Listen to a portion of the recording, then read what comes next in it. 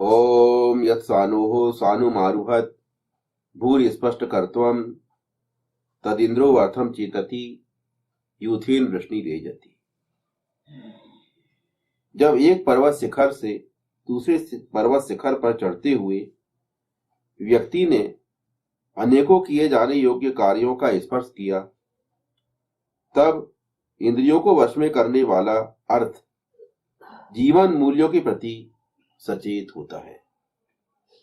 Youth के साथ वृष्टि कारक प्रकंपित होता है। ये ऋग्वेद के प्रथम मंडल के 10वें सूक्त का द्वितीय मंत्र है। इस मंत्र के ऋषि है भगवान मधुचंदा वैश्वामित्र। देवता अर्थात दिव्य विषय है इसका इंद्र, इंद्रियों को वश में करने वाला। छंद है इस मंत्र का विराट अनुष्टुप और स्वर है इस मंत्र का गांधार। इस मंत्र का भास चल रहा था। इसमें यूथेन वृष्णि रेजति, यूथ के साथ वृष्टि कारक प्रकंपित होता है, इस मंत्रांश का भाष्य चल रहा था। यूथ क्या है? यूथ जो है वो गायों के समूह को कहा जाता है। यूथ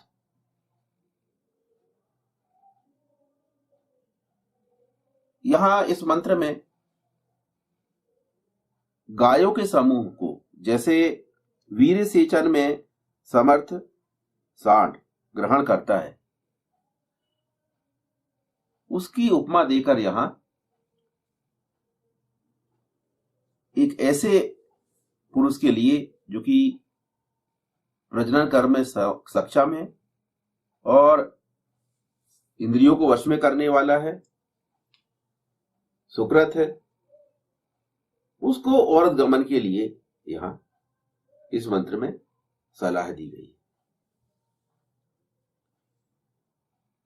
वेद पुरुष औरत संबंधों पर बहुत गंभीरता से बात करता है और इसलिए बात करता है क्योंकि पुरुष औरत संबंधों पर, प्रजनन कर्म पर ही इस सृष्टि का जीवन निर्भर है। ये मैथुनी सृष्टि है। मैथुन मानवों में, प्रायः समस्त प्राणियों में, जीव जंतुओं में, पशुओं में, वनस्पतियों तक में पाया जाता है। मैथुन, ये मैथुनी सृष्टि। इसलिए मैथुन की चर्चा सृष्टि संविधान में ना हो ऐसा असंभव है, ये हो ही नहीं सकता। यद्यपि वर्तमान समाज में मैथुन को गंदी दृष्टि से देखा जाता है, गंदा कार्य माना जाता है, अश्लील माना जाता है, अच्छा नहीं माना जाता। पर वेद में जहां भी चर्चा इस विषय में की गई है वो पवित्रता के साथ की गई है। ये वैसी ही चर्चा है जैसी चर्चा डॉक्टर्स लोग करते हैं।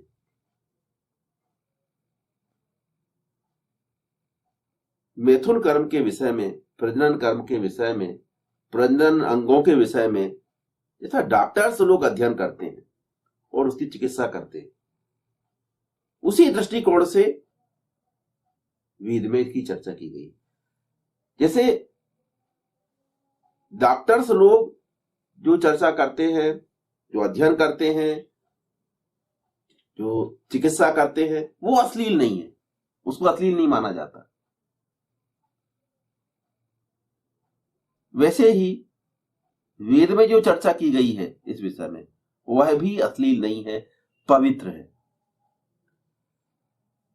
और इसका कहीं भी कोई भी व्यक्ति गलत अर्थ न निकाल सके, इसके लिए वेद में बहुत ठोस व्यवस्था की गई है। ऋग्वेद का नवम मंडल, उसका नाम ही है पवमान सोम मंडल, पवित्र करने वाला मैथुन कर्म, पवित्र करने वाला प्रजनन कर्म, पूरे मंडल का नाम दे दिया गया। और उस मंडल के पूरे 114 सूक्तों में, नवम मंडल के 114 सूक्तों में यही विषय डिस्कस किया गया, ताकि उसका कोई गलत अनर्थ ना कर सके, गलत अर्थ ना लगा सके, अनर्थ ना कर सके। इसलिए पवमान सो मंडल नाम दे दिया गया। वे कोई भी बात छुपा के नहीं करता, पीठ पीछे नहीं करता। सृष्टि संविधान है, उसमें जो भी चर्चा की गई है जनहित में, मानव हित में की गई है। अगर हम वेद के से भिन्न अपनी मानसिकता रखते हैं या मान्यता रखते हैं, तो हमको यह साबित करना पड़ेगा कि हमारी यह मान्यता जनहित में है।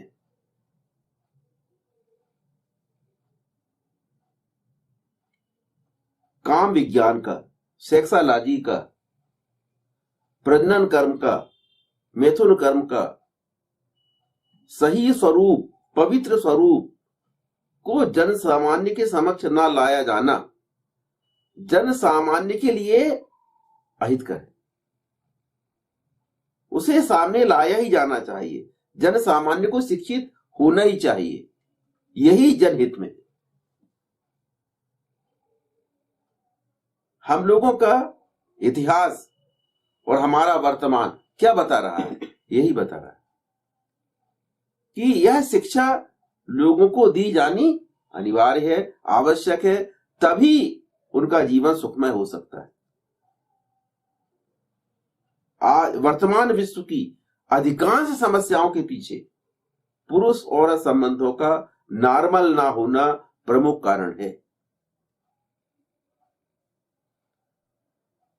सेक्सोलॉजी से संबंधित समस्याएं मनुष्यों को तरह तरह से पीड़ित कर रही हैं।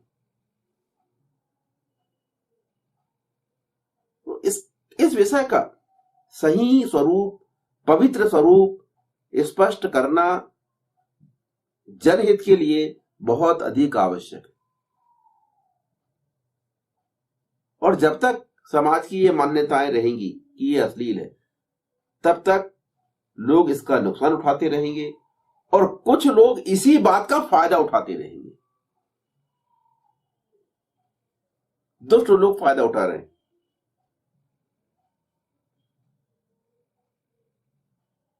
तो ये इन सब स्थितियों को समाज से समाप्त करने के लिए जो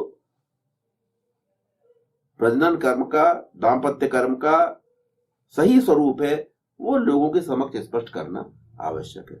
इस मंत्र में जो उपमा दी गई है, यह उपमा गायों के यूथ से दी गई है कि जैसे गायों के समूह को, यूथ को वीर्य सेचन में सक्षम सांड ग्रहण करता है, उसी प्रकार सत्कर्म करने वाले, इंद्रियों को वश में करने वाले पुरुष को भी औरतों के समूह को ग्रहण कर। यहां से बहुपत्नीकत्व की व्यवस्था का वेद में पाया जाना स्पष्ट हो रहा है। अब यह बात वर्तमान समय में विवादास्पद है। क्यों? क्योंकि हमारे राष्ट्र में हिंदू मैरिज एक्ट के माध्यम से एक पत्नीकत्व की व्यवस्था लागू की गई है। एक हिंदू पुरुष एक ही पत्नी रख सकता है, एक से अधिक पत्नी नहीं रख सकता। बहुपत्नीकत्व की व्यवस्था जो कि हिंदू मैरिज एक्ट के पहले हिंदुस्तान में लागू थी, उसे प्रतिबंधित कर दिया गया। पर वेद का लेखन तो हिंदू मैरिज एक्ट के बाद नहीं हुआ है, बहुत पहले से। और हिंदू समाज में बहुत लंबे अरसे तक इस व्यवस्था को माना जाता है। इसलिए वेद में और अनेकों ग्रंथों में इस विषय में बहुत सी जानकारियां मिलेंगी और उनका अध्ययन किया जाना चाहिए। भले ही वर्तमान में जो कानूनी व्यवस्था है हम उसका पालन करते हो, तो हम इसका पालन यथावत करते रहेंगे जो चल रहा है। परंतु हमारी जो संस्कृति है उस संस्कृति को हमको जैसी है वैसी ही समझना चाहिए, वेद को जैसा है वैसा समझना चाहिए।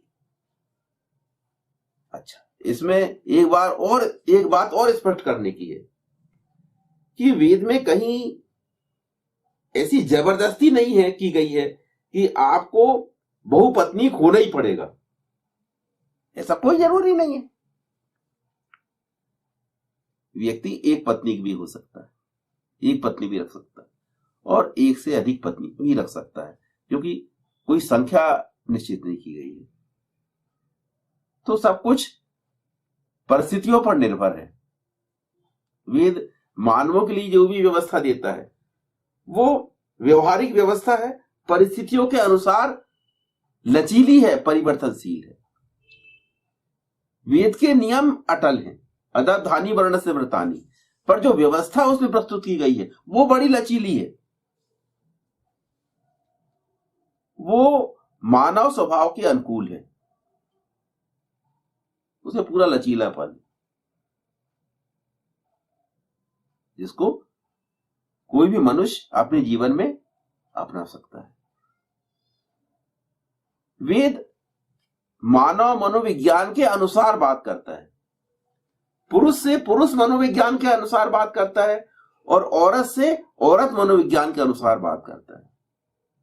जब बच्चों की बात करता है तो बाल मनोविज्ञान के अनुसार बात करता है। वेद एक मनोवैज्ञानिक और वैज्ञानिक रचना है।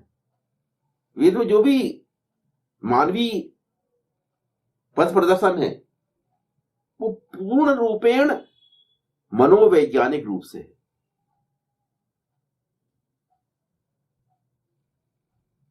इस बात को जैसे जैसे वेद का अध्ययन व्यक्ति करेगा, गहराई से अध्ययन करेगा, गंभीरता से अध्ययन करेगा, तो इस चीज को वो समझ सकता है। इसलिए उपमा जो दी गई है वो ऐसी उपमाएं दी गई हैं जिससे बिल्कुल स्पष्ट चित्र व्यक्ति के मस्तिष्क पर खींचता है। वेद जो भी बात करता है स्पष्ट बात करता है, उसमें कहीं कोई छुपाने की कोई बात नहीं है। वर्तमान नैतिकता उससे भिन्न हो सकती है, ये हमारे डिस्कशन का मुद्दा हो सकता है। वस्तुतः जब हम वेद का अध्ययन कर रहे हैं तो वेद को वेद के दृष्टिकोण से ही समझना पड़ेगा, उसमें लीपा पोती करने की जरूरत है। जैसा है सो है।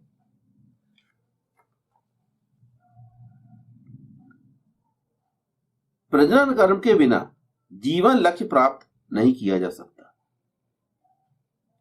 किंतु इस विषय में बहुपत्नीकत्व की व्यवस्था वेद प्रदान करता है। स्त्रियः पुंसो अतिरिक्ताः तस्मात् उतेको बहवीर जाया विंदते नैका बहून पतीन।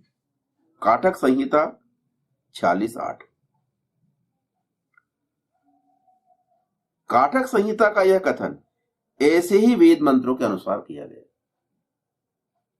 काठक संहिता है, संहिता ग्रंथ है, ब्राह्मण ग्रंथ है, इनमें वेद के ही सिद्धांतों को स्पष्ट किया गया।